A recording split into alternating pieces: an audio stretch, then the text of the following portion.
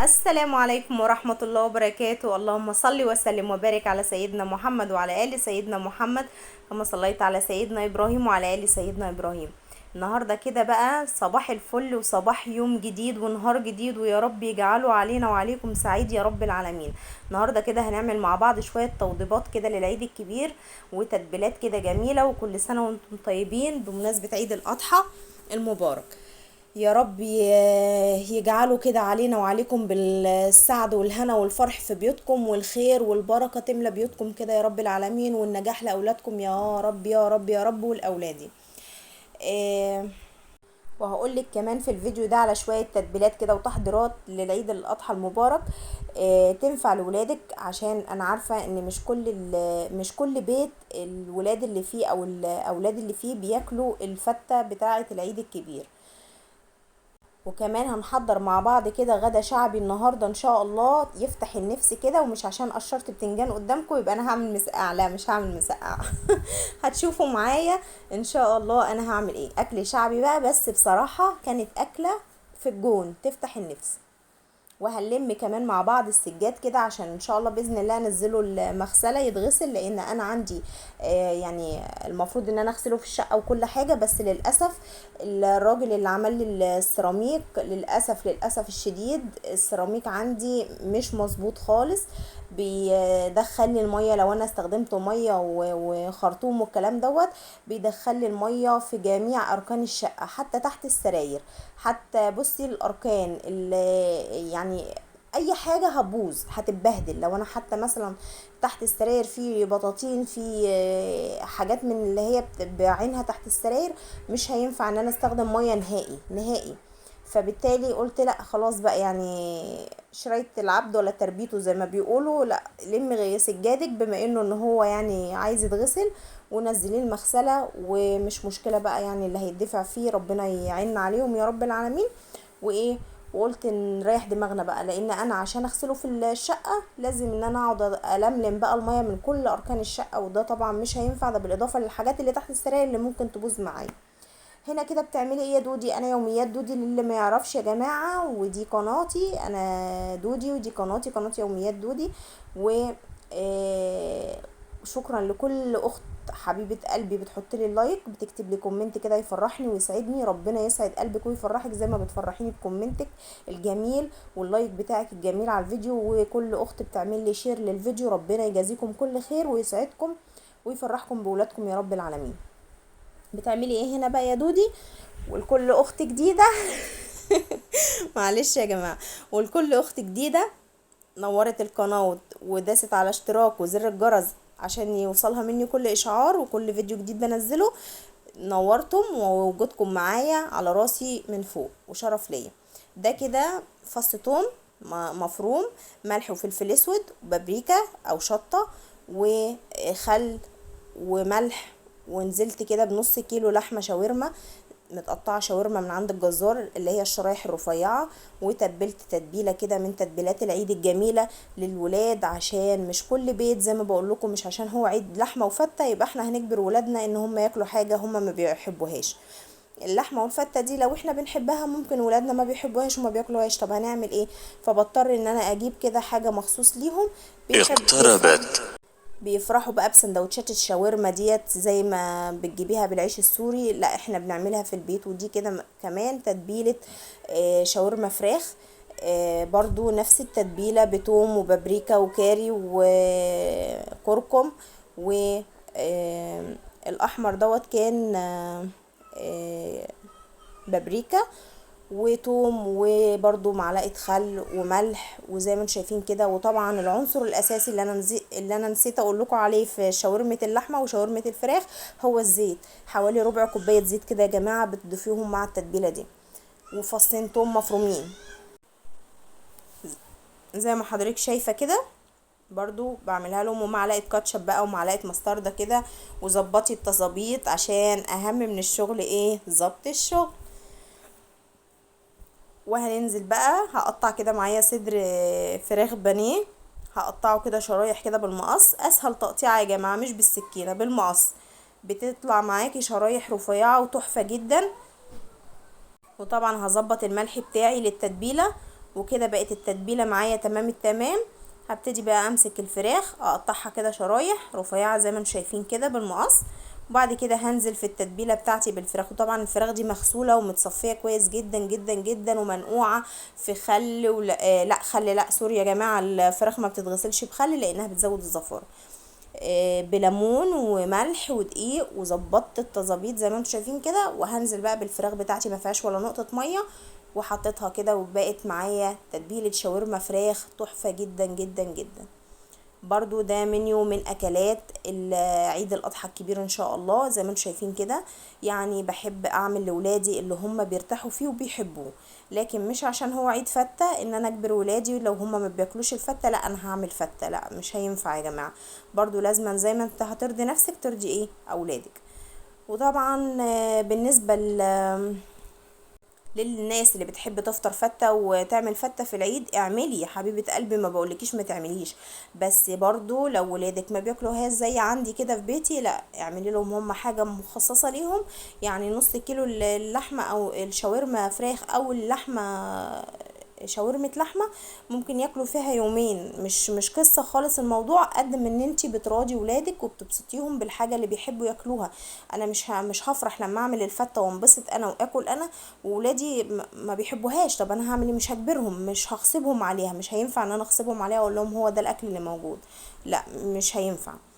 هنا عملتي ايه تاني يا دودي؟ قطعت بطاطس كده قشرتها وقطعتها صوابع معاكم، وهبتدي برضو اغسل البتنجان دوت مغسول وهقطعه كده معاكم على رخامة المطبخ عادي خالص. انا بصبن الكلام ده كله وهصبنه معاكم بعد ما بخلص يا جماعة، وقبل ما بشتغل كمان على رخامة المطبخ بكون مصبناها ومخلياها زي الفل. برضو بقى يلا كده ناخد حسنات كتير ونلم حسنات كتير. يلا نقول مع بعض كده: البقيات الصالحات خيرا عند ربك وأبقى، سبحان الله والحمد لله ولا إله إلا الله والله أكبر، سبحان الله والحمد لله ولا إله إلا الله والله أكبر. اللهم صل وسلم وبارك على سيدنا محمد وعلى آل سيدنا محمد. زي ما انتم شايفين كده غسلت بقى الرخامة بتاعتي كده بالبريل وليفة التصبين وخليتها زي الفل، ومسحت الرخامة مرة واتنين وتلاتة وعشرة. زي ما انتم شايفين كده يا جماعة انا الحمد لله رب العالمين نضيفة قوي والله العظيم في بيتي. يعني زي ما انتم شايفين كده بغسل الصابونة بصابونة زي ما بيقولوا. هنا كده برضو ده قرون فلفل معايا. هبتدي بقى ايه اعمل لها فتحات بس كده لان انا هقليه. هتشوفوا معايا الاكله الجامده، اكله بصوا شعبيه من الدرجه الاولى، بس حلوه قوي قوي قوي بصراحه، كانت ممتعه يعني في الاكل. وبرضو منك انك تاخدي افكار كده كده. احنا داخلين على عيد لحمه، ابتدي اعملي الكام يوم اللي باقيين دول اكلات شعبيه زي كده، مش عيب خالص. زي ما انتم شايفين جبت العيش السوري زي ما انتم شايفين كده، اللي انا ان شاء الله باذن الله ناوي اعمل لهم فيه السندوتشات الشاورما اللحمه والشاورما الفراخ.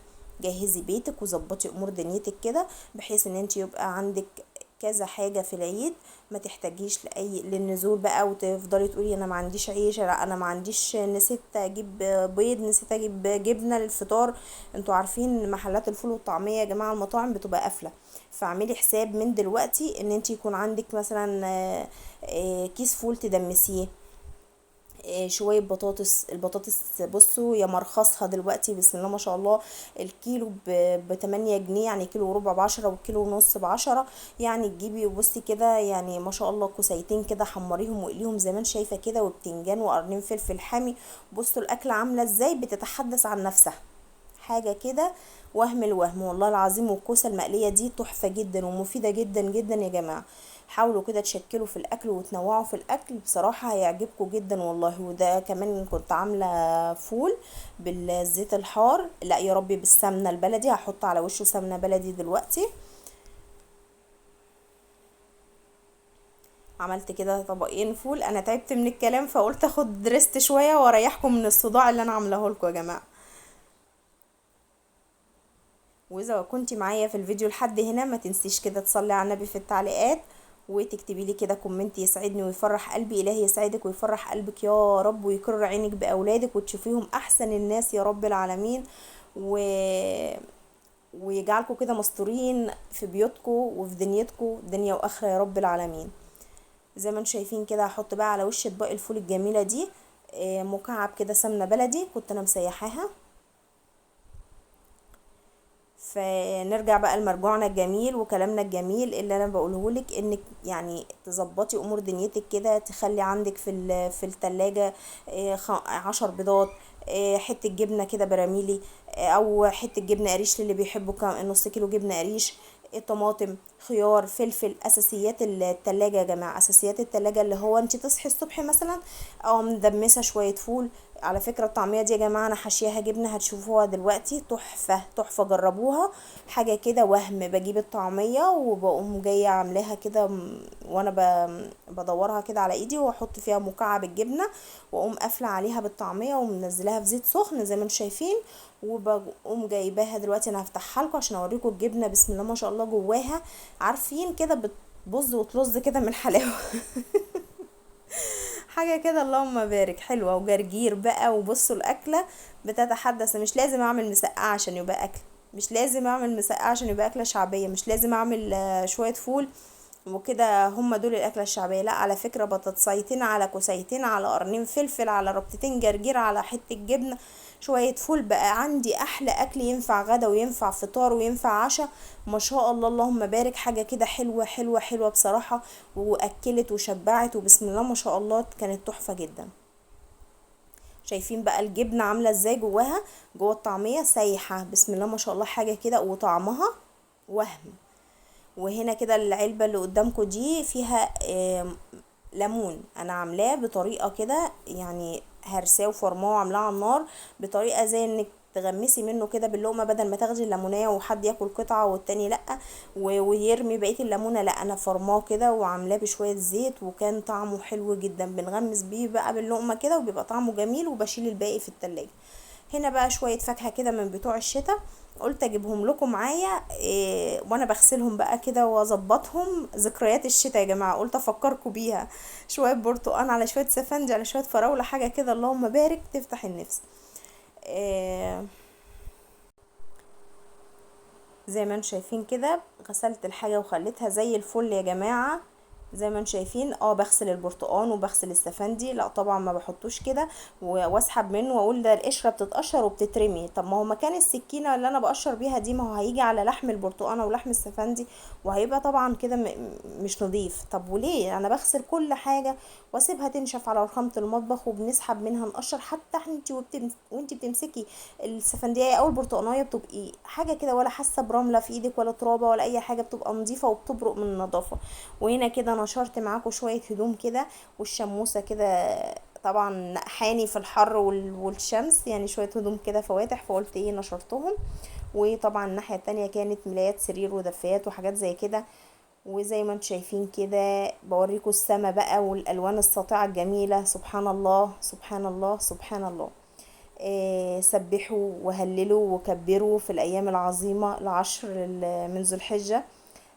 ربنا يا رب يكتبها لنا ويكتبها لكم بالخير والسعادة والفرح والهنا والحسنات، جبال من الحسنات ومحو السيئات. وربنا يجعل كده روتين يكون خفيف على قلبكم، ويكون يومنا كده عدى ب... براحة بال كده وخفية على قلوبكم يا رب العالمين.